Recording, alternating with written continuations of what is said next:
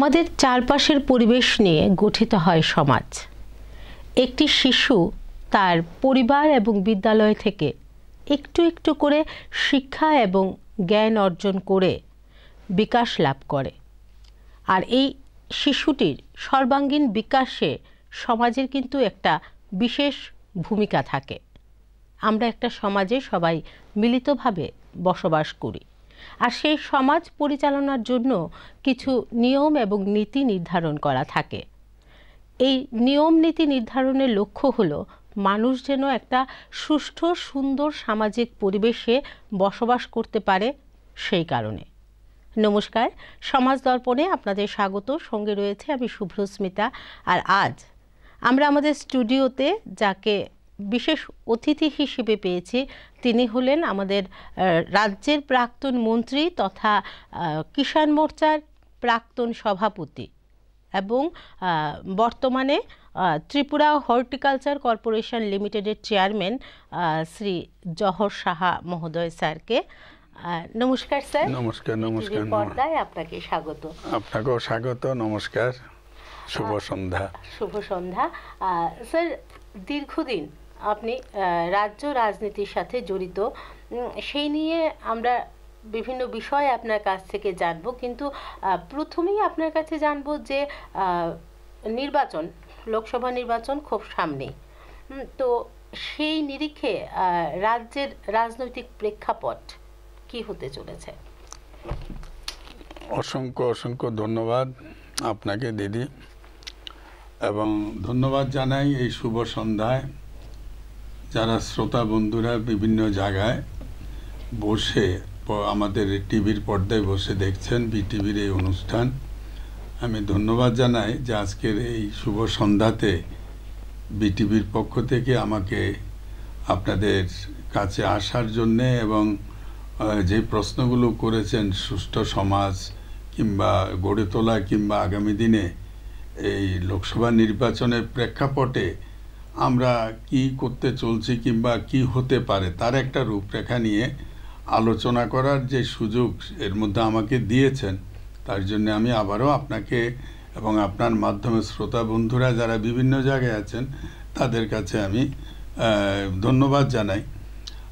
এটা তো প্রথম কথা হলো, আমাদের নির্বাচনটা, লোকসভা নির্বাচন খুব কাছে এসে গেছে, অর্থাৎ আমরা লোকসভা নির্বাচনের দোরগোড়ায় আমরা পৌঁছে গেছি। হয়তো খুব বেশি হলে আর 3 মাস কিংবা 2.5 মাস এর মধ্যে, কারণ এখন পরীক্ষা চলছে, হয়তো এতটা সময় নাও হতে পারে।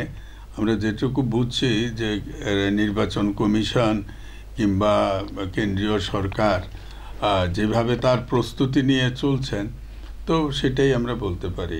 এইটুকু বলবো যে অতীতের যেটা দীর্ঘ রাজনৈতিক জীবনের অভিজ্ঞতার নিরিখে এটুকু বলা যায় যে নির্বাচনটা একটা গণতান্ত্রিক হাওয়া, নির্বাচনটা একটা গণতান্ত্রিক পরিবেশের মধ্যে দিয়ে হতে চলছে। আমরা আগে দেখেছি আমাদের ছাত্র জীবনে, আমরা দেখেছি তখন থেকেই, এবং পরপর বিভিন্ন সময়ে আমরা নির্বাচনে অংশগ্রহণ করেছি, কখনো জিতেছি কখনো হেরেছি, কিন্তু নির্বাচন মানে একটা সন্ত্রাস, নির্বাচন মানে একটা আতঙ্ক, নির্বাচন আসা মানে যে কে আমার কোন আপনজনকে আমরা হারাবো, আমরা এটা নিয়ে শঙ্কিত ছিলাম।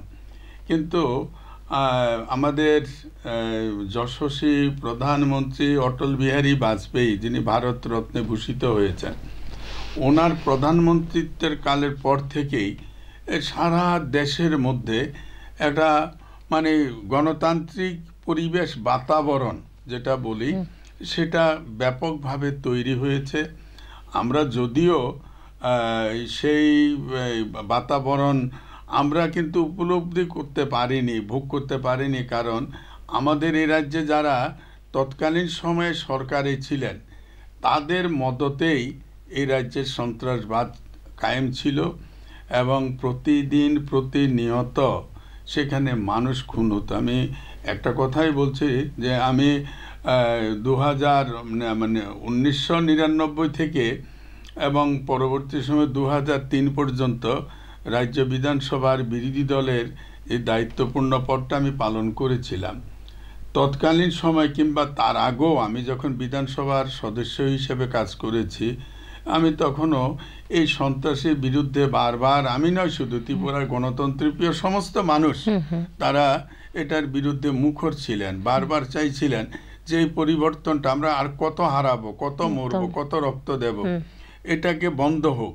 কিন্তু ব্যর্থ হয়েছিলেন, আমরা ব্যর্থ হয়েছি। আমি একবার মনে আছে, আমি বিরোধী দলের নেতা থাকাকালীন অবস্থায় অটল বিহারী বাজপেয়ীজি তখন ভারতবর্ষের প্রধানমন্ত্রীর আসনে আছেন, লেখালেখি অনেক কিছু হয়েছে, আমরা জানিয়েছি যে বিরোধী দলের নেতা হিসেবে অনেক সময় প্রধানমন্ত্রীকে, কেন্দ্রীয় স্বরাষ্ট্রমন্ত্রীকে এই সকল বিষয়গুলো জানিয়েছিলাম। যাই হোক, একটা সৌভাগ্যক্রমে আমার একটা সুযোগ হয়েছিল যে অটল বিহারী বাজপেয়ী উনি প্রধানমন্ত্রীতে 2002 সালে, সম্ভবত সালটা হবে, তখন উনি একটা বিরোধী দল নেতা যারা আছেন ভারতবর্ষের, যে তাদের একটা কনভেনশন ডেকেছিলেন দিল্লিতে, যে সবসময় তো মুখ্যমন্ত্রীদের নিয়ে হয়, স্বরাষ্ট্রমন্ত্রীদের নিয়ে হয়, কিন্তু বিরোধী দলের নেতাদের নিয়ে সারা দেশব্যাপী এরকম কোনো মিটিং আমাদের ভারতবর্ষের ইতিহাসে হয়নি।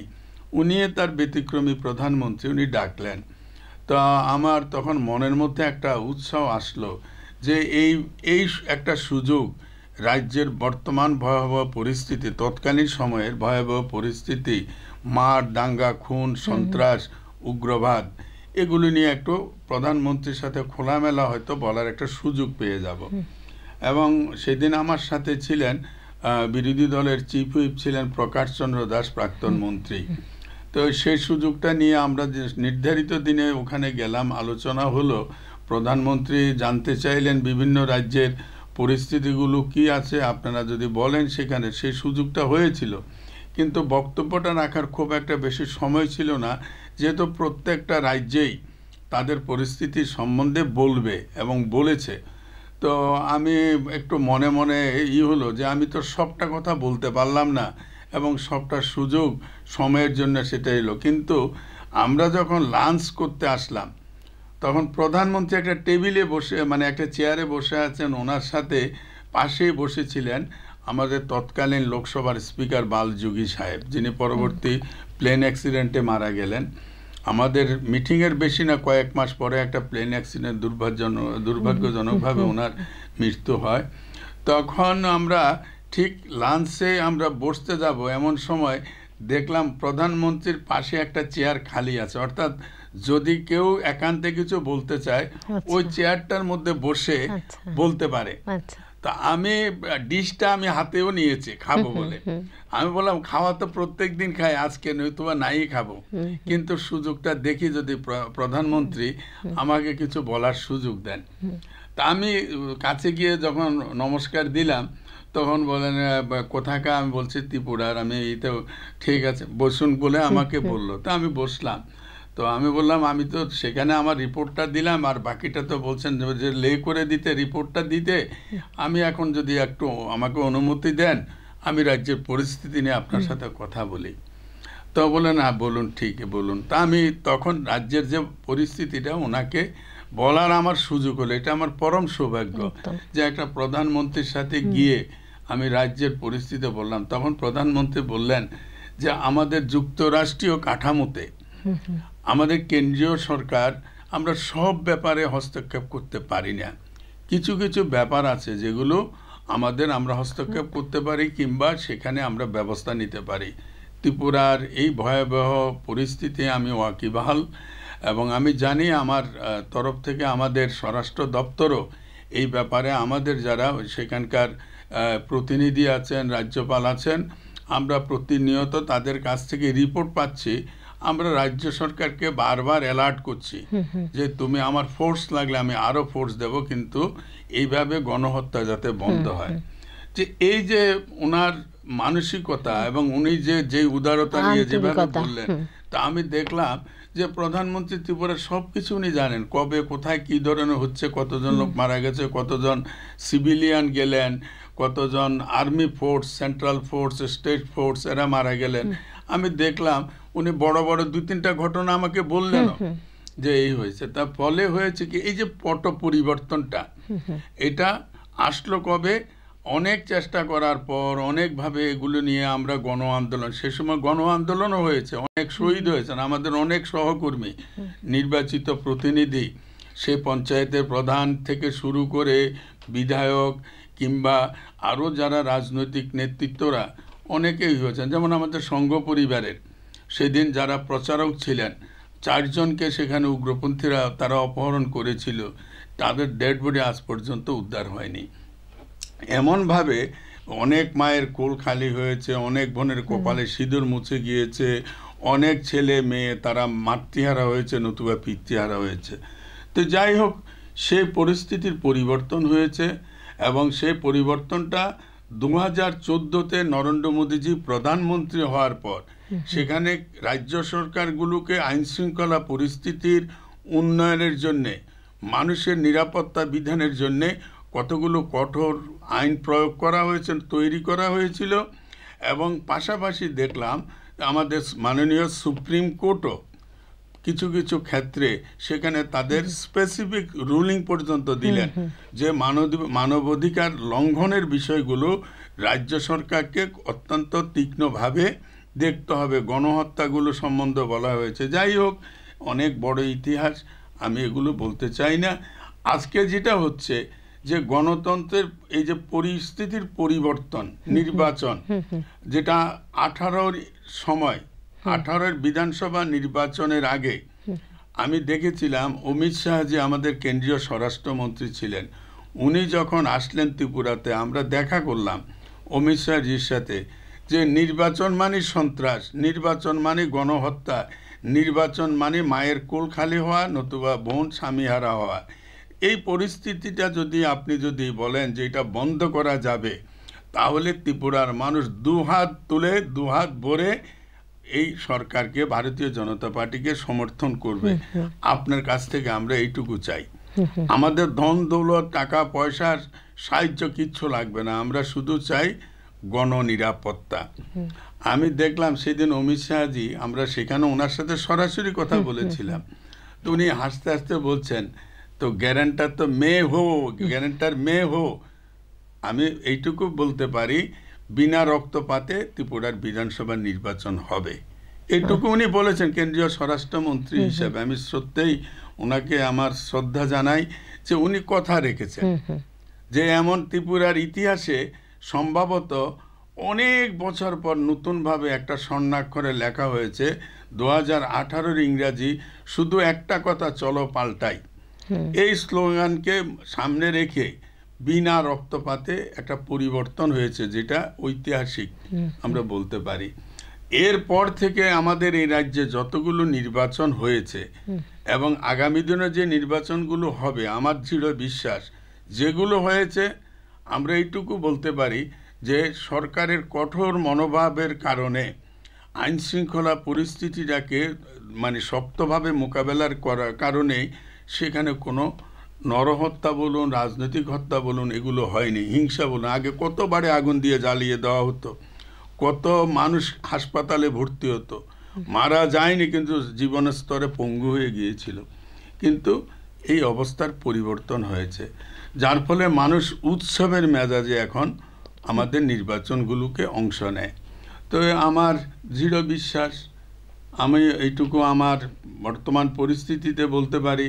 দেশের কথা যদি বলি যে আজকে নরেন্দ্র মোদীর বিকল্প কেউ নেই। সেখানে শুধু সংখ্যাগরিষ্ঠ নয়, আগের থেকে যতগুলো আসন ছিল তার থেকে আরও অনেক বেশি আসন নিয়ে আগামী দিনে নরেন্দ্র মোদীজি আবার ক্ষমতায় আসবেন।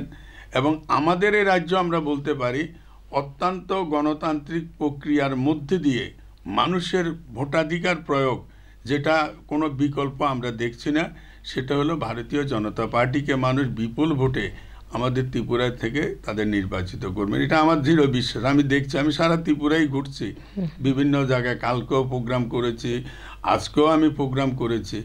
যেখানে গেছি, যেখানে যাচ্ছি, সেখানেই দেখছি মানুষ বলছে আমরা সন্ত্রাস চাই না, আমরা পিছনের দিকে ফিরতে চাই না, আমরা চাই শান্তিপূর্ণ পরিবেশের মধ্যে দিয়ে যে বা যারাই আসুক পরিবেশটা যাতে গণতান্ত্রিক ব্যবস্থাপনাটা এটা যাতে বহাল থাকে। আমি দেখছি আমাদের রাজ্যের বর্তমান রাজ্য সরকারও, বিশেষ করে রাজ্যের মাননীয় মুখ্যমন্ত্রী প্রফেসর ডক্টর মানিক শাহ, যিনি স্বরাষ্ট্র দপ্তরেরও ভারপ্রাপ্ত, উনি বারবার আরক্ষা কর্মী, সিভিলিয়ান অফিসার, যারা সিভিল অফিসার, সবাইকে এটাই বলছেন যে মানুষের আইনের শাসন প্রতিষ্ঠা করা, মানুষের নিরাপত্তা এটাকে সুনিশ্চিত করা। এই যে ব্যবস্থা, এই কারণে আমি বলবো যে এই ব্যবস্থা যতদিন কায়েম থাকবে আমাদের রাজ্যে বলুন কেন্দ্রে বলুন, ততদিন পর্যন্ত ভারতীয় জনতা পার্টি সরকার বহাল থাকবে, কেউ তাকে সরাতে পারবে না, এটুকু আমার দৃঢ় বিশ্বাস আছে। স্যার, আমরা জানি যে ছোটবেলার থেকেই আপনি রাজনীতির সাথে অঙ্গাঙ্গিভাবে জড়িত, দীর্ঘ দিনের অভিজ্ঞতা আপনার, অনেক কিছু খুব কাছের থেকে দেখেছেন আপনি। তো সেই তখনকার সময়ের রাজনীতি আর বর্তমান রাজনীতি, যদি দুটো রাজনীতির, এই দুই সময়কার রাজনীতির মধ্যে তুলনামূলক আলোচনা আমরা করি, তাইলে কি বলবেন?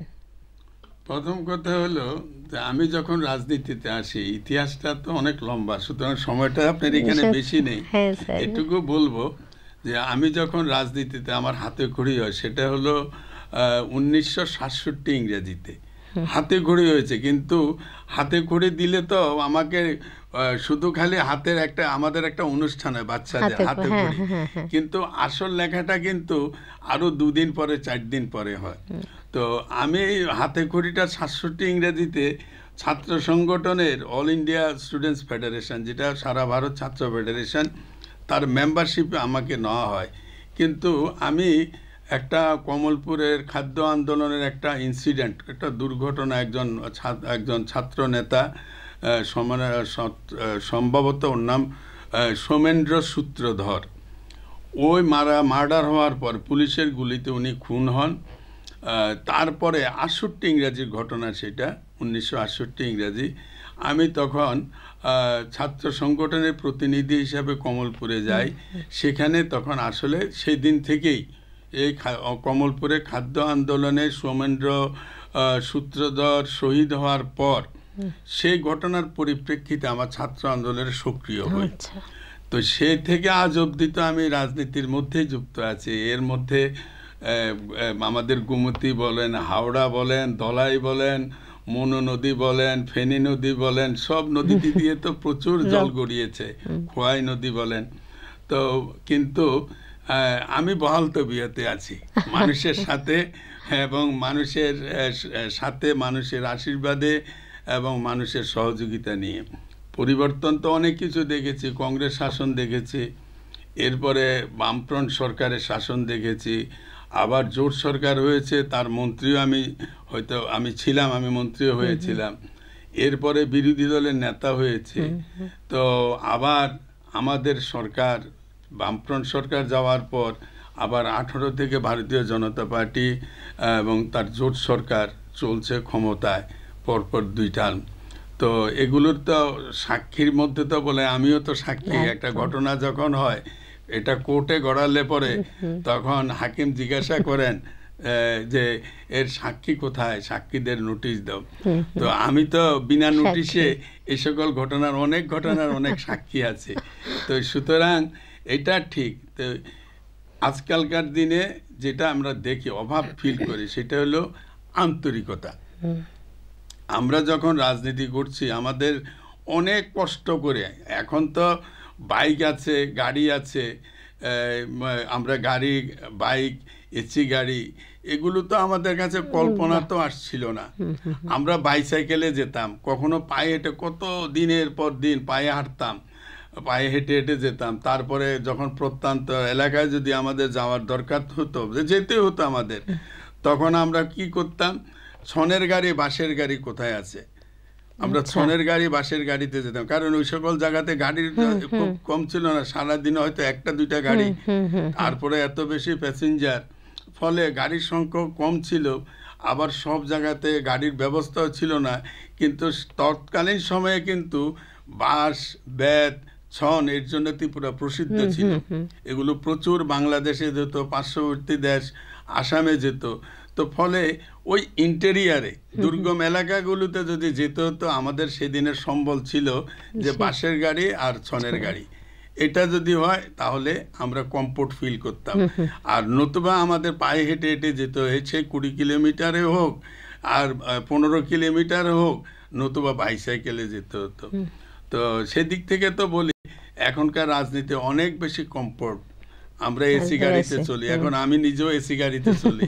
তো সেদিন তো এসি গাড়ি তো মানে হয়তো যদি এসি গাড়িতেই তো আমরা তাকিয়ে থাকতাম কোন গাড়ি আসবে, এসি গাড়ির কথা তো ভাবতাম না। আর এখনকার জমানা যারা রাজনীতিতে আসেন, প্রথমে তাদের দরকার হলো বাইক লাগবে, একটা ভালো গাড়ি লাগবে। আমরা যখন চলছিলাম তখন মুড়ির টিন ছিল, বাসগুলিকে বলতো মুড়ির টিন। আর গাড়িগুলি যেগুলো জিপ গাড়িতে ছিল হ্যান্ডেল মার্কা, যে স্টার্ট দিতে হলে হ্যান্ডেল ঘুরে ঘুরে। এখন সব স্টার্টার আর এসির যুগ। তো ফলে পরিবর্তন, এখন সুযোগ অনেক বেড়েছে, কিন্তু একটা জিনিস আমি ফিল করে যেটা, সেটা হলো আন্তরিকতা কমেছে। এই যে আমরা বিভিন্ন সময় বিভিন্ন রাস্তা দিয়ে হাঁটতাম, যখন খিদা পেয়েছে আমরা দেখতাম তো কোথায় কোনো বাড়ির সামনে বসতাম, যদি জিজ্ঞাসা করতো কোথায় যাবেন, কেন আসছেন, তো কেউ আমাদের জলও দিত, কেউ হয়তো মুড়ি দিত, কাঁঠালের সিজনে কাঁঠাল দিত, ঘরে যদি কলা থাকতো কলা দিত, বলে নেন এগুলো খান, সারাদিন তো মনে হয় খাওয়া হয়নি। তো এটা ছিল আন্তরিকতা। কে কোন দলের জন্য আসছেন কিংবা কোথায় যাবেন এটা কিন্তু ছিল না, সবার আগে আমরা মানুষ। হ্যাঁ, এটা ছিল। এখন বিশেষ করে আমি তো আমার জীবনের অভিজ্ঞতার মধ্যে বলি যে আমি বিশেষ করে জনজাতি অধ্যুষিত এলাকাতে আমার কাজ হয়েছে। তখনকার দিনে আমরা যারা কাজ করতাম, ছাত্র আন্দোলনের লিডার হতে গেলে আমাদের প্রথম হলো আগে প্র্যাকটিক্যাল কাজ করো, মানুষের সাথে কিভাবে মিশতে হয়, সংগঠন কিভাবে করতে হয়, এগুলো গিয়ে গ্রামে গিয়ে, ওই প্রত্যন্ত এলাকায় গিয়ে, সেখানে গিয়ে শিখো। আমাদের একজন যিনি গাইড থাকতেন, উনি আমাদের ধরা দিতেন না, আমাদের বলতো যাও এই রাস্তা দিয়ে যাও, ওইখানে যাও, ওই বাড়ি যাও, ওই বাড়িতে যাও। উনি কিন্তু ঠিক খোঁজ রাখতেন। খোঁজ রাখার পরে যে আমরা কোথায় কি খাবো দেখতাম, কোথায়ও রাস্তার মধ্যে গিয়ে কেউ একজন বসে আছে, আমার বাড়িতে একটু জলযোগের ব্যবস্থা। কি জলযোগের ব্যবস্থা? কাঁঠালের সিজনে বড় একটা কাঁঠাল আর একটু মুড়ি নিয়ে রাখতো, বলে এগুলো খেয়ে নাও। এটা ছিল আমাদের দিনের। এখন আমরা চিন্তা করি কোথায় গেলে মোরগের মাংস থাকবে কিনা, পাঁঠার মাংস থাকবে কিনা, এর মধ্যে আর কি কি খাওয়া থাকবে, খাওয়াটা ভালো হবে কিনা। আসলে সেদিন কিন্তু আমাদের খাওয়ার চিন্তা ছিল না, সমাজ পরিবর্তনের জন্য আমরা কাজ করছিলাম। আর আমরা মানুষের কাছে গিয়ে পৌঁছার চেষ্টা করেছিলাম প্রত্যেকটা। যেমন আমরা যখন কাজ করেছি, আমাদের যারা লিডার ছিলেন তারা ছিলেন খুব দরদি ছিলেন, খবর রাখতেন যে ওনাদের ওখানে গেল কোথায় খাবে, খাওয়ার কিছু ব্যবস্থা হয়েছে কিনা। এখন তো এটা দরকার না, কারণ আমরা কোথায় যাব আগে খবর দিয়ে দিই, তারা জানে। একদম ভুরি ভোজের আয়োজন হয়। তো সেদিন কিন্তু ভুরি ভোজটা আমাদের ছিল কি, কাঁঠাল আর মুড়ি ছিল। আমের সিজনে আমার মুড়ি দিত, সেটা ছিল। হয়তো কোথায় কোথায় ভাগ্যক্রমে যদি কলা, কারো বাড়িতে পাকা কলা থাকতো, পাকা কলার মুড়ি দিয়ে আমরা খেয়েছি। তো এখন আমাদের যেটা আমি মনে করি যে প্রত্যেকটা রাজনৈতিক দলেরই কর্মীদের প্রতি দরদ থাকা উচিত। প্রত্যেকটা রাজনৈতিক দলের সম্পদ হলো তার নিষ্ঠাবান কর্মী। এদের গড়ে তুলতে গেলে নেতাদেরকেও নিষ্ঠাবান হতে হবে, কারণ আদর্শচ্যুত কোনো নেতা ভালো কোনো ছাত্র তৈরি করতে পারে না। একজন ভালো শিক্ষক যিনি, উনি ভালো ছাত্র তৈরি করতে পারে। কিন্তু ভালো শিক্ষক যদি না হয়, তাহলে এখানে যেমন কোনো খারাপ ডাক্তারের হাতে বললে রুগী মারা যায়, রুগী সুস্থ হয় না। হয়তো সুস্থ হলো কিন্তু সম্পূর্ণভাবে কিউর হয় না, সম্পূর্ণ সুস্থ হয় না। তো ফলে রুগীকে নির্ভর করতে হয় ভালো ডাক্তার, যদি তাকে সুস্থ হতে হয়। আবার ঠিক তেমনি করে রাজনৈতিক দলের কর্মী যারা, নিষ্ঠাবান কর্মী যারা, তাদেরকেও যদি আগামী দিন যদি ভালো কিছু হতে হয়, তাহলে তার যে গুরু, তার যে আদর্শ, যাকে আমরা আদর্শবান বলি, কিংবা যে মানে যিনি গাইড, যিনি, ওনাকে নিষ্ঠাবান হতে হবে। যেটা আমি দেখছি যে সম্ভবত এটা কোথায় আমাদের ঘাটতি, সমাজ ব্যবস্থা এটা একটু ঘাটতি রয়ে গেছে। তবে আমি দেখি অনেক খুব নিষ্ঠাবান স্যাক্রিফাইস রাজনীতিবিদ, সমাজসেবী, সোশ্যাল ওয়ার্কার হিসেবে আমরা জানি যে কোনো রাজনৈতিক দলেরই তারা থাকুক, সেটা ঘাটতি থাকলেও এখনো কিছু আছে যাদের নিষ্ঠার সাথে কাজ করছেন, যার ফলে আজকে নতুবা দল বড় হচ্ছে কেন? দল বড় হওয়ার পেছনে নিষ্ঠাবান নেতাদের, নেত্রীদের ভূমিকা আছে। আর যাদের বেশি নিষ্ঠার অভাব আছে আজকে তারা আস্তে আস্তে মুছেও যাচ্ছে। যে ফাঁকি দিয়ে মিথ্যা কথা বলে মানুষের সাথে চটকদারি করে মানুষকে কিছুদিন আটকানো যায়, কিন্তু এটা দীর্ঘস্থায়ী হয় না। এটা প্রমাণ আমাদের চোখের সামনে আছে। তো ফলে আমার দৃষ্টিতে আমি অনুরোধ করব সমস্ত রাজনৈতিক দলগুলো তার আদর্শ নিয়ে যে কর্মীদেরকে কিছু রাজনৈতিক দিক থেকে শিক্ষিত করে তোলা, আচরণ, ব্যবহার, সংগঠনের পদ্ধতি, এগুলো যার যার বিভিন্ন পলিটিক্যাল পার্টির আলাদা আলাদা থাকতে পারে, কিন্তু তাদেরকে নিষ্ঠাবান হতে গেলে কি কি করতে হবে এটা সব দলের প্রতি একই যে নেতাকে আগে নিষ্ঠাবান হতে হবে, তাহলে তার ফলোয়ার্সরা নিষ্ঠাবান হবে। তো এগুলো যদি না করে, যা আমরা দেখছি আমাদের চোখের সামনে এদের অবস্থা যে কি করুণ পরিণতি হয়েছে, এবং আগামী দিন হয়তো ইতিহাসের পাতা থেকে তারা মুছেও যাবে। তো ফলে আমরা যখন এগুলো শিখেছিলাম, আমাদের যারা শিখিয়েছেন আজকে সত্যি তাদের কে কোন দলের কিংবা কোন এইতে ছিলেন এটা বড় কথা নয়, যে এই যে কাজগুলো শিখতে গেলে আদর্শটা আমি কি করব সেটা আমার, কিন্তু কিভাবে চলতে হবে এই যে শিক্ষাটা, যেমন আমরা ছোটবেলায় আমাদের শিক্ষাগুরুকে, আমাদের প্রথম শিক্ষাগুরু মা, এরপরে আছে বাবা আর তার পরিবার, এরপরে না স্কুলের গণ্ডি। স্কুল তো 6 বছর 5 বছর 6 বছর পরে স্কুলের গণ্ডি, তার মধ্যে আমরা হয়তো 3 বছর 3.5 বছর গেলে বালুয়ারিতে যাই, নার্সারিতে যাই। কিন্তু এই যে শিক্ষাটা আমরা প্রথম তো পাই আমাদের বাবা আর মায়ের কাছ থেকে। তো রাজনৈতিক দলেরও তো তাই, কে শিক্ষাগুরু, যিনি আমার লিডার, যিনি আমাকে দলের নেতৃত্ব দেন, তো ওনাকে তো সেই সঠিক শিক্ষাটা তার ছেলে মেয়েদের যেমন মা বাবা দিয়ে থাকে। তো আমরা যারা রাজনৈতিক দল করি, তো আমাদের চলা, আমাদের বলা, আমাদের মানে কাজ, এগুলো তো আমাদের ফলোয়ার যারা আগামী দিনে এই জায়গাটা আসবে তারা তো সেটা ফলো করে। এখন আমি যদি সেখানে যদি গলতি করি এবং ফাঁকি দেওয়ার চেষ্টা করি, তাহলে তো এটার মধ্যে গলত থেকে যাবে। তো ফলে আমি মনে করি যে বর্তমান ব্যবস্থার মধ্যে এখানে সব কিছু আমার মনে হয় আর্টিফিশিয়াল হলে চলে না। কম্পিউটারাইজ খুব দরকার দেশের অগ্রগতির জন্য, কিন্তু এই যে সিস্টেমটা, এটারে কিন্তু কম্পিউটারাইজ করলে কিন্তু ভুল হয়ে যাবে। আমার মানে যেটা বলে আমার কালচারটা, আমার ব্যবহারটা, আমার চলনের ঢংটা, এটাকে কম্পিউটারাইজ করলে পরে তো সিনেমার অভিনয় উত্তম কুমার হয়ে যাবে, রাজেশ খান্না হয়ে যাবে। তো এটা তারা কতক্ষণ শুধু সিনেমার জন্য না হবে, এরপরে রাজেশ খান্না, অমিতাভ বচ্চন, হেমা মালিনী, তখন তো তারা সবসময় তো পেন্ট দিয়ে চলে না, নর্মাল হয়ে যায়। তো সুতরাং আমাদের সেখানে বাস্তবমুখী হওয়া উচিত আমি মনে করি। যাই হোক, অনেক ধন্যবাদ। হয়তো কিছু যদি ভুলও বলে থাকি নিশ্চয়ই ক্ষমা করবেন। আপনি বলেছেন আমি এখানে কোনো রাজনীতির ব্যাপার নয়, রাজনীতির মঞ্চ নয়, আমাকে বলেছেন আমার নিজের অভিজ্ঞতা, নিজেকে আমি যেটা বুঝতে পারছি আমি সেটাই বললাম। আসল কথা, সময়ের সাথে সাথে কিন্তু আমরা হয়ে যাচ্ছে যান্ত্রিক, আমাদের মধ্যে সেই যে একটা আত্মীয়তার বন্ধন, বা একটা যে সংযোগ, হৃদয়ের যে একটা সংযোগ, এটা অস্বীকার করার উপায় নেই। প্রতিটা ক্ষেত্রেই কিন্তু এর ঘাটতি দেখা যাচ্ছে। স্যার, আবারও ফিরে আসছি আমরা আলোচনায়। আমাদের আজকের অতিথির সাথে নিয়ে নিচ্ছি ছোট্ট একটা বিরতি। স্বাদে ভরা ঘিয়ের সুবাস লংতরায়, কি ভালো খেতে। শুদ্ধ ঘিয়ের আবেশ ভরা লংতরায়, অপূর্ব সুগন্ধ। পুষ্টি ভরা ঘিয়ের খাবার, গাওয়া ঘি প্রিয় সবার লংতরায়। একেই বলে বিশুদ্ধ ঘি।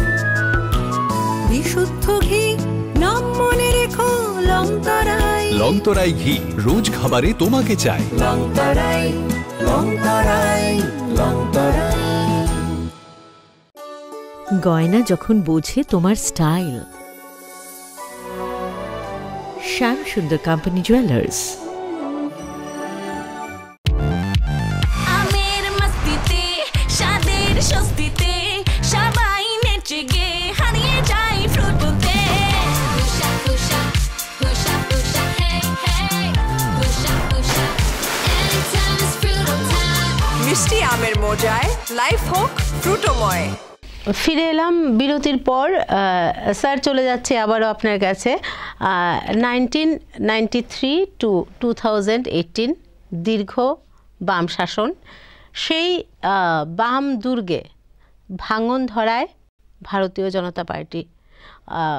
পরপর দুইবার ক্ষমতায় আসে ভারতীয় জনতা পার্টির সরকার। তো জনগণ আনে, হ্যাঁ অবশ্যই অবশ্যই জনগণ আনে। তো এই যে মানে তখনকার বাম আমলের কাজকর্ম, এত দীর্ঘ সময়ের কাজকর্ম এবং বিজেপি সরকারের কাজকর্ম, দুটোর যদি একটু তুলনামূলক আলোচনা করেন আর কি। যে দেখুন, উন্নয়ন আমি বলতে গেলে শুধু এটার জন্য আমাকে কয়েক ঘন্টা সময় দিতে হবে। একটা একটা করে এক একটা ডিপার্টমেন্ট, রাজ্যের এক একটা এরিয়া। আমাদের ভৌগোলিক দিক থেকে ত্রিপুরা ছোট্ট একটা পাহাড়ি রাজ্য। এখানে জাতি জনজাতি উভংশের মানুষের মানে বসবাস, এবং সবথেকে এই হইল যে মহারাজ ত্রিপুরার মহারাজদের শাসনেই আমরা এই ত্রিপুরা, এটা অবিভক্ত ত্রিপুরা, যেটা বাংলাদেশের একটা বড় অংশ তার ছিল, এটা ব্রিটিশের সাথে, তৎকালীন ব্রিটিশ সরকারের সাথে আমাদের রাজ্যের তৎকালীন মহারাজের চুক্তি অনুসারে চাগলা রোশনাবাদ বলে একটা সমতল, আমাদের বড় অংশটাই তখন তাদেরকে দিয়ে দিতে হয়েছিল করদ হিসাবে। কিন্তু পরবর্তীকালে দেশভাগের পর ওই সমতল বড় অংশটাই আমরা পরবর্তী সময় এটাকে পূর্ব পাকিস্তান হিসাবে আমরা দেখে ঘোষণা দিয়েছিলেন তৎকালীন ব্রিটিশ। এতে তাদের একটা চক্রান্ত। আর আমরা একটা বড় অংশ, সেটা শুধু পাহাড় অধ্যুষিত, এটাকেই ত্রিপুরা, স্বাধীন ত্রিপুরার অঙ্গ হিসাবে দেখানো হয়েছিল, কিন্তু আসল মানচিত্রটা তা না। এটা বাংলাদেশের একটা সিলেটের বড় অংশ, এদিকে কুমিল্লা, ওইদিকে নোয়াখালীর একটা বড় অংশ, ফেনীর ওই সেক্টরটা, বিলুনিয়ার ওই পোর্শনটা নিয়ে এটা আমাদের ত্রিপুরারই একটা অঙ্গ ছিল, ত্রিপুরা মহারাজদের। তো আমি বলবো যে উন্নয়নের ব্যাপারটা কাকে বলে, উন্নয়নটা কি হয়েছে, আমি শুধু দুই চারটা কথা আমি বলবো, তারপরে যদি আমাকে পরবর্তী সময়ে সুযোগ দেন আমি আরও ডিটেলস বিস্তৃতভাবে বলার চেষ্টা করব।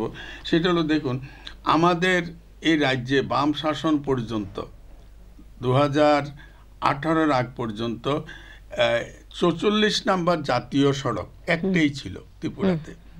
এটা ছিল প্রথম আগরতলা, চোরাইবাড়ি থেকে আগরতলা। পরবর্তী সময়ে এটাকে একটু এক্সটেন্ডেড করা হলো, কি সেটা সাবরুম পর্যন্ত। এইটুকুই ছিল একটা ন্যাশনাল হাইওয়ে। কিন্তু 2018-তে আমাদের এই রাজ্যে প্রথম ভারতীয় জনতা পার্টি সরকার আসার পর এই সরকার বলল যে শুধু একটা ন্যাশনাল হাইওয়ে দিয়ে আমার এই রাজ্যের, এটা আমার হার্ট লাইন, কিন্তু হার্ট লাইনটাকে চালু করতে হলে আমার পাশের দিকে তো আরও সম্প্রসারণ করতে হবে। এই যে দূরদর্শিতা, যে আমার জাতীয় সড়ক মানে কি, এটাকে মানুষের সুযোগ আরও বেশি করে পৌঁছায় দেওয়া মানুষের চলাচলের জন্য, পাশাপাশি এটাকে কেন্দ্র করে তখন আরও ছোট ছোট, যেমন নদীর পরে আসে, সেখানে কতগুলো সরার পরে কিছু খাল, কিছু নালা, এইভাবেই তো সম্প্রসারণে নদীটা ভর্তি হয়। ঠিক তেমনি আমাদের এই সরকার আসার পরে তারা করলেন কি, এটার পরও 6টা আমাদের আরও 5টা ন্যাশনাল হাইওয়ে এটা করলেন। কোনটায় করলেন? আগে যেটা ছিল চোরাইবাড়ি থেকে আগরতলা, আগরতলা থেকে সাবরুম, এরপরে করলো কি আরেকটা করলো মনু থেকে কাঞ্চনপুর, সিমলুং হয়ে, সেটা মনু থেকে কাঞ্চনপুর, খুব শর্টকাট, যেটা যেত তো পেচারতল, কুমারঘাট পেচারতল হয়ে মাছমারা হয়ে, তারপরে এখানে খুব শর্ট করে দিল কাঞ্চনপুর, জম্পই হিল, ওই এলাকার মানুষ, দর্শদা, আনন্দবাজার, এই যে এলাকার বিস্তীর্ণ এলাকার মানুষ খুব অল্প সময়ের মধ্যে যাতে রাজধানী আগরতলা আসতে পারে সেখানে একটা হাইওয়ে দিলেন মনু কাঞ্চনপুর সিমলুম। এটা সেখানে এটার হলো দূরত্বটা হলো কত 134 কিলোমিটার। আগে আমার ন্যাশনাল হাইওয়ে ছিল 198 ছিল, এরপরে এটা সাবরুম পর্যন্ত গিয়ে আরো 121 হয়েছিল। তো এই ছিল আমার হাইওয়ে। আর এখানেই আমাকে আমার সরকার এই আশা করে 134 দিল। এরপর আরেকটা দিল কোথায়, জোলাইবাড়ি টু বিলোনিয়া। আগে জোলাইবাড়ির থেকে যদি বিলোনিয়া যেত তো কোথায় দিয়ে, হয় শান্তির বাজার ঘুরে ওই আপনার এটাকে বলে বগাফা ব্লকের সামনে দিয়ে গিয়ে ওই আপনার বিলোনিয়া যেতে হতো, আর নতুবা মনু বাজার হয়ে ঘুরে শ্রীনগরের সামনে দিয়ে ওই আপনার ঋষ্যমুখ হয়ে সেটা বিলোনিয়া যেতে হতো। কিন্তু এই শর্টকাট যেটা, এটাকে আগে একটা ছোট একটা রাস্তা করা হয়েছিল, কিন্তু সেখানে দুটো গাড়ি এক সমানে সব জায়গায় পাস হতো না। এই গভর্নমেন্ট আসার পরে সেটাকে করলো কি জোলাইবাড়ি টু বিলোনিয়া একদম মানে 4 লেন রাস্তা ন্যাশনাল হাইওয়ে করলো। আরেকটা করলো কি, 4র্থ নাম্বার যেটা করলো কুমারঘাট, কৈলাসহর, খোয়াই, তেলিয়ামুড়া, অমরপুর, সাবরুম। সেটা আপনার এইতে কুমারঘাট থেকে শুরু হয়ে কমলপুর দিয়ে খোয়াই হয়ে সেটা অম্পিতদু হয়ে অমরপুর হয়ে সেটাকে সাবরুমের রাস্তা করে নিল। এটা ন্যাশনাল হাইওয়ে, কাজ চলছে এখন, এটা এখনো কমপ্লিট, কিন্তু অনেকটা কাজ অনেক দূর এগিয়েছে এবং সেটা কত 265 কিলোমিটার। এরপর আসুন দেখুন কৈলাসহর থেকে কুর্তি ব্রিজ। এটা মানে কি, আগে কৈলাসহর থেকে ধর্মনগর যেতে হলে ভায়া কুমারঘাট, ওইদিকে একটা সরু রাস্তা করেছিল হাফলং দিয়ে, কিন্তু এই রাস্তাটা মানে বেশিরভাগ সময় সেটা চলাচলের অনুপযোগী ছিল, গাড়ি টাড়ি খুব কম চলতো, সিকিউরিটির দিক থেকে এটা ছিল। তো আমাদের এই গভর্নমেন্ট আসার পরে সেখানে কিন্তু ডিস্টেন্সটা বেশি না, মাত্র 45 কিলোমিটার, কিন্তু দূরত্বটা কত কমিয়ে দিল। যেখানে ছিল আমাদের প্রায় ধরুন প্রায় 100 কত কিলোমিটারের ছিল, আর এটা কমিয়ে এখন সেখানে 45 কিলোমিটার দিল। আরেকটা দিল কি, খোয়াই টু আগরতলা। এই যে ন্যাশনাল হাইওয়ে যেটা কুমারঘাট থেকে আসছিল সেটা খোয়াই পর্যন্ত, খোয়াই থেকে এরপরে এটা অমরপুর, অম্পিতদু, তেলিয়ামুড়া, অম্পিতদু হয়ে সাবরুম গেছে। তাহলে খোয়াই থেকে আগরতলার যোগাযোগ ব্যবস্থাটাকে বিকল্প সড়ক, জাতীয় সড়ক, সেটা আপনি দেখছেন ওই হেজামারা, সিমনা, মোহনপুর, কাতলামারা, লেম্বুছড়া হয়ে লিচু বাগান দিয়ে আরেকটা হাইওয়ে করছে। যার ফলে আমি এই মাত্র এই দিন কয়েক আগে কমলপুর গেলাম। আমি ওই দিন কমলপুরে প্রেস ক্লাবের মধ্যে বসছিলাম, তো বন্ধুদের সাথে কথা বলতে গিয়ে বলছিলাম যে আমি যখন ছাত্র আন্দোলনে যুক্ত ছিলাম, কমলপুরে আসতে গেলে সকালবেলা আমরা 7টা কিংবা 8টা গাড়িতে উঠতাম, কমলপুর আসতে আসতে 4টা বেজে যেত। আর এখন আমি আজকে আসলাম, আমার আগরতলা থেকে এখানে আসতে মাত্র 2 ঘন্টা সময় লেগেছে, 2 ঘন্টা পুরা লাগেনি। তো ফলে এই যে সারাটা দিন আমার কাজ করার সুযোগ, যোগাযোগ ব্যবস্থার অনেকটা উন্নতি হয়েছে, আমি এটা বলবো। তারপরে দেখুন, যেহেতু আমাকে বলছে আর সময়টা খুব নেই, আমি বলবো যে আমাদের রাজ্যের মধ্যে পাকা ঘর নির্মাণ গরিব মানুষের, আমাদের নরেন্দ্র মোদী সরকারের একটা গ্যারেন্টি, উনি বলছেন আমি নিজে গ্যারেন্টি কি, অন্ন, বস্ত্র, বাসস্থান। এটাই আমাদের ভারতবর্ষের মানুষ, আমরা গরিব দেশ, গরিব অংশের মানুষ বসবাস করি। এই যে 3টা ইস্যুর উপর আমাদের কেন্দ্রীয় সরকার কাজ করছে, 3টা ইস্যুকে লগে কিন্তু স্বাস্থ্যটাও আছে, এই 3টা। কিন্তু মূলত আমি বলবো এই স্বাস্থ্যকে বাদ দিয়ে অন্ন, বস্ত্র, বাসস্থান, তার সাথে স্বাস্থ্য, এই যে ব্যবস্থাটা, এরপরে তার সাথে শিক্ষা, এই সমগ্র দিক থেকে আজ কয়টা মেডিকেল কলেজ ছিল, এখন কয়টা কলেজ হচ্ছে। আমাদের আগে ছিল ত্রিপুরাতে আমাদের কয়টা ঘর ছিল আমি বলি, আগে আমাদের এখানে 2018 পর্যন্ত 12,659টি ঘর তৈরি হয়েছিল।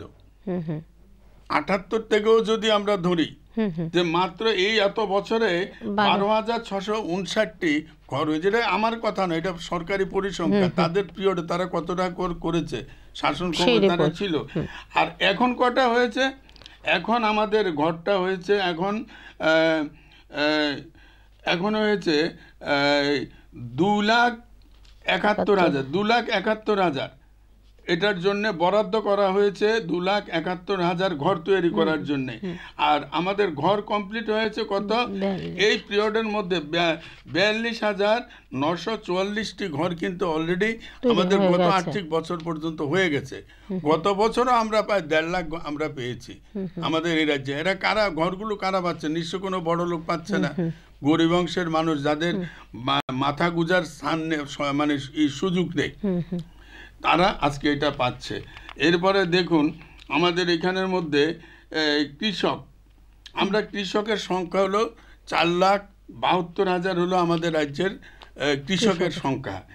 এর মধ্যে তারা নথিভুক্ত করেছেন প্রধানমন্ত্রী কিষাণ যোজনায়, তারা করছেন মানে সুবিধা পাওয়ার জন্য। যে প্রধানমন্ত্রী নরেন্দ্র মোদী একমাত্র ব্যতিক্রমী প্রধানমন্ত্রী যিনি কৃষকের স্বার্থে কাজ করেন, শুধু মুখে বলা নয়, উনি কৃষকদেরকে আত্মনির্ভর হওয়ার জন্যে প্রতি বছর তাদেরকে 3টা কিস্তিতে 2,000 টাকা করে 6,000 টাকা এটা অনুদানটা দিয়ে দিচ্ছেন। এটা কোনো লোন হিসাবেও না, কিংবা এটা তাকে কৃষকদেরকে সম্মান করা, তাকে আর্থিক অবস্থার উন্নয়নের জন্যে বছরে 6,000 টাকা করে দেওয়া। পাশাপাশি গত বিধানসভা নির্বাচনে রাজ্য সরকারের তরফ থেকে বলা হয়েছে যে আমরা আরও 2,000 টাকা করে কৃষকদের দেব। এবং আমি এই ব্যাপারে আমাদের রাজ্যের মাননীয় মুখ্যমন্ত্রী এবং আমাদের মাননীয় কৃষিমন্ত্রী যিনি আগেও ছিলেন, ওনার সাথেও আমরা এই ব্যাপারে, আমি যখন কিষাণ মোর্চার রাজ্য সভাপতি ছিলাম, আমি এগুলি নিয়ে আলোচনা করেছি যে রাজ্য সরকার যেটা, আমাদের দল যেটা প্রতিশ্রুতি দিয়েছিল কৃষকদেরকে, সেই টাকাটা যাতে বরাদ্দ করা হয়। তো বলছেন যে বাজেটে চেষ্টা করা হবে যে এটা যাতে লাগু করা যায়। হয়তো একসাথে সবটা হবে না, তবে একটু বাড়িয়ে দেওয়া হবে। আর পাশাপাশি আমরা কিষাণ মোর্চার থাকাকালীন অবস্থায় ন্যাশনাল কাউন্সিল যখন মিটিং হয়, সেখানেও আমি আমার বক্তব্যের মধ্যে বলেছিলাম যে আমাদের এই যে কৃষকদের সাহায্যের পরিমাণটা 6,000 টাকা, সেটা যাতে 10,000 টাকা করে দেওয়া হয়। তখন কিন্তু আমি দেখছি একটা আলোচনা, এবং আমার মনে হয় সেটা হবে, ওদের ভবিষ্যতে হবে। এই সম্মান যদি কিষাণ সম্মান নিধির টাকার পরিমাণটাও বাড়বে। তো এখন আমাদের এখানে পাচ্ছে কি, ত্রিপুরাতে তারা এখন আমাদের ত্রিপুরার কৃষকেরা প্রায় ধরুন এখানে 1,63,885 জন কৃষক প্রধানমন্ত্রী যোজনায় নথিভুক্ত হয়েছে। তারা নথিভুক্ত হয়েছেন, এর মধ্যে মাত্র 1,030 যাদের বিভিন্ন কারণে কাগজগুলো সঠিক দিতে পারেনি, এছাড়া বাকিরা সেই টাকাটা পাচ্ছেন।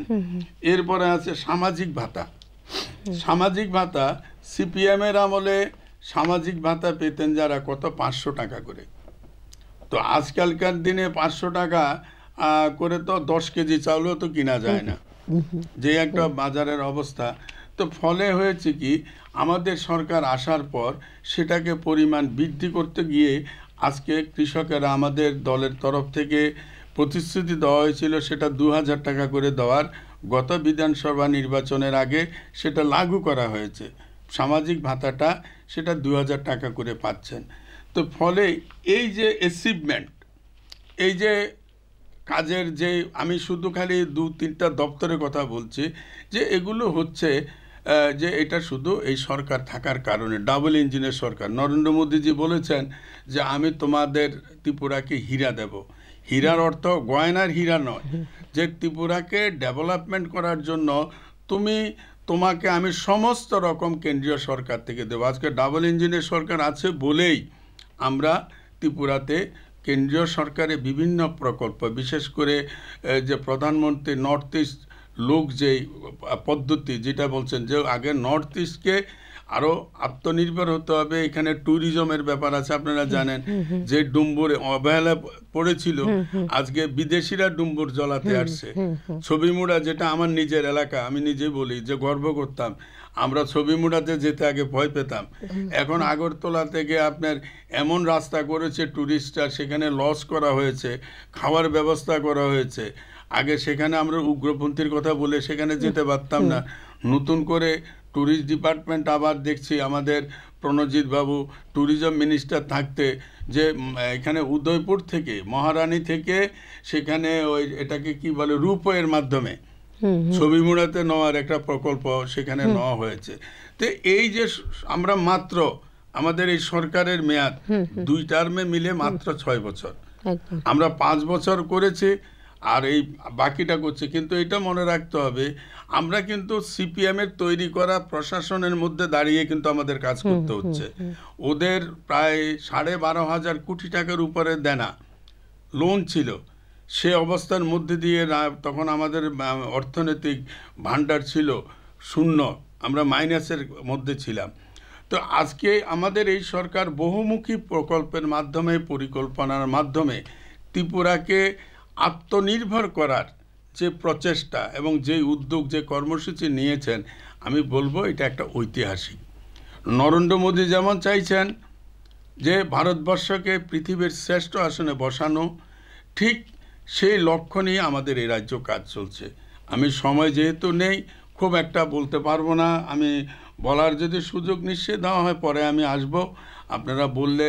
তবে আমি এইটুকু বলবো যে আজকে ভারতীয় জনতা পার্টির বিকল্প নেই, এবং উন্নয়নের যে জোয়ার এই সরকার আসার পরে নরেন্দ্র মোদীজির নেতৃত্বে কিংবা আমাদের এখানে প্রফেসর ডক্টর মানিক স্যারের নেতৃত্বে যেটা চলছে উন্নয়নের জোয়ার, এটাকে অব্যাহত রাখতে হবে। আর এটা যদি আমরা রাখতে পারি, আগামী দিন আমরা বলতে পারি এই রাজ্যের মধ্যে আমরা ভারতবর্ষের অন্যান্য রাজ্য, উন্নয়নশীল রাজ্য যেগুলো আছে, যারা আত্মনির্ভর আছে, আমরা সেই লক্ষ্যে পৌঁছব। এবং সেদিকে আমাদের এই সরকার লক্ষ্য নিয়ে কাজ করে চলছে। স্বাস্থ্য পরিষেবা, শিক্ষা ব্যবস্থার উন্নয়ন, কিংবা বলেন আমাদের পরিষেবা, এই দেখুন কয়েকদিন আগে অত্যাধুনিক, আগে রেলের কথা আমি একটু যদি বলি, আগে আমাদের এখানে লোকাল ট্রেনের উপরে বসে থাকতে হতো, আমরা শিলচর পর্যন্ত যেতে পারতাম।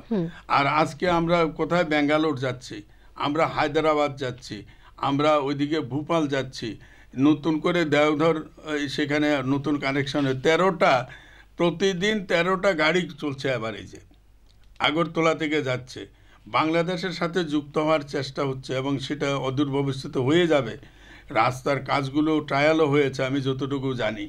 ফলে এই সেই দিন মাত্র আমাদের মুখ্যমন্ত্রী উদ্বোধন করলেন যে অত্যাধুনিক কোচ, যেগুলো এরোপ্লেনের মতো ব্যবহার করা হয়, রাজধানী কোচগুলোর মধ্যে ব্যবহার করে, তেজসের মধ্যে হয়, যে আগরতলা থেকে দেওধরে সেই কোচের ব্যবস্থা করা হয়েছে। এই যে উন্নয়নের এই ছোঁয়া, কিছু লোক আছে দেখবেন আসলে তারা অন্ধ, তারা কিছু দেখে না। আবার কিছু লোকের আছে চোখে ছানি পড়ে, তারা দেখে না। আবার কিছু লোক আছে মানুষের কাছে ভিক্ষাবৃত্তি করা কিংবা সাহায্য নেওয়া, যাদের অভ্যাস আছে, বলে আমি চোখে দেখি না, একটা লাঠি ভর দিয়ে খালি এইভাবে হাঁটে। আবার যখন বেলা শেষ হয়ে যাবে, ঘরে আসবে, তখন দেখবেন সে রান্না করে ভাত খায়। তো আমাদের এখানে এমন কিছু রাজনৈতিক লোক আছে যারা চোখে দেখেও দেখে না, যাদের ছানি পড়ে গেছে অপারেশন করলে ভালো হবে, যারা মানে জন্মান্ধ, তারা হয়তো আর কোনোদিন হয়তো দৃষ্টিশক্তি ফিরে পাবে না।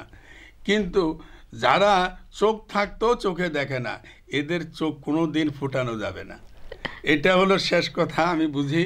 তবে আমাদের এই রাজ্যে এই না দেখা লোক, মানে চোখ ভালো থেকেও না দেখে যারা, তাদের সংখ্যাটা কিন্তু এখন দিন দিন কমে যাচ্ছে। তাদের সংখ্যা কমছে, হয়তো আরও এরকম 2-1টা ইলেকশনে পরে দেখবেন এরকম, তখন খুঁজেও পাওয়া যাবে না। তখন সবাই চোখে দেখতে পারবে, কিংবা যারা অন্ধ তারা তো আর দেখতে পারবে না। যাদের ছানি পড়েছে, আমাদের সরকার অনেকগুলো আই হসপিটাল ও প্রাইভেট সেক্টরও করছে, শুধু সরকারের উপর নির্ভর করে নয়, সেটা দেখবেন ছানি অনেকের কাটা যাবে, তো চোখে দেখতে পারবে, এইটুকু আমার দৃঢ় বিশ্বাস। যাই হোক, ভালো থাকবেন সবাই। আমার মনে হয় আমারও ছুটি হয়ে যাচ্ছে, যদি আমাকে ছুটি দেওয়া হয় তাহলে আমি খুশি হব। নমস্কার। আমাদের সাথে এতক্ষণ ছিলেন রাজ্যের বহু অভিজ্ঞতা সম্পন্ন প্রবীণ ব্যক্তিত্ব জহর সাহা মহোদয়। স্যারের কাছ থেকে আমরা অনেক কিছু জানলাম, আরও অনেক কিছু জানার ছিল। স্যারও আমাদেরকে আরও অনেক কিছু বলতে চাইছিলেন, কিন্তু সময়ের দাবি, সেখানে তো আমাদের একটা সময় হার মানতেই হয়। তবে স্যার, আশা করব ভবিষ্যতে আবারও আপনাকে আমাদের মাঝখানে পাবো। অসংখ্য ধন্যবাদ আপনাকে। আর পরবর্তী অনুষ্ঠানের জন্য চোখ রাখুন বিটিভির পর্দায়। নমস্কার। নমস্কার। নমস্কার দর্শক বন্ধুরা, আবার বিটিভির যারা এতক্ষণ ধরে আমার সঙ্গ দিয়েছেন, যারা, আপনাদেরকেও নমস্কার, অনেক অনেক ধন্যবাদ। Thank you sir.